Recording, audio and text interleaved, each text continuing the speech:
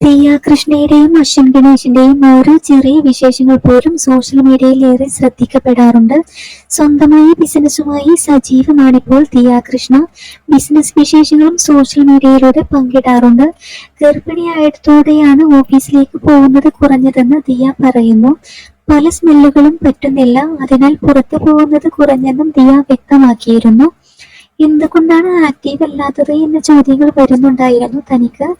ആരോഗ്യം കുറച്ചൊന്ന് ഓക്കെയായി വരുന്നുണ്ട്, അതുകൊണ്ട് ഇൻസ്റ്റഗ്രാമിലും യൂട്യൂബിലും ഞാൻ ആക്റ്റീവ് ആണെന്നായിരുന്നു ദിയ പറഞ്ഞത്.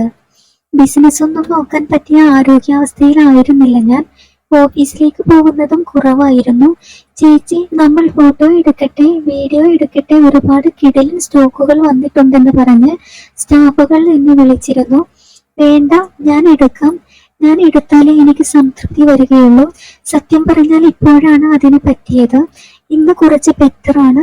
സെക്കൻഡ് ട്രിമസ്റ്ററിലേക്ക് കടന്നുകൊണ്ടിരിക്കുകയാണെന്നായിരുന്നു ദിയ പറഞ്ഞത്. പുതിയ കളക്ഷനുകളെല്ലാം ദിയ തന്നെ പരിചയപ്പെടുത്തുകയായിരുന്നു. അതുപോലെ തന്നെ കുറച്ച് ഓഫറുകളും കൊടുക്കാനാണ് തീരുമാനമെന്നും ദിയ വ്യക്തമാക്കിയിരുന്നു.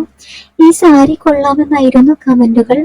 ക്ഷീണമാണെങ്കിലും മുഖത്തെ ആ തിളക്കം അങ്ങനെ തന്നെയുണ്ടെന്നായിരുന്നു ചിലർ കമന്റിലൂടെ അറിയിച്ചത്. 3 മാസത്തെ സ്കാനിങ് കഴിഞ്ഞപ്പോഴായിരുന്നു ദിയ കൃഷ്ണ ഗർഭവിശേഷം പരസ്യമാക്കിയത്.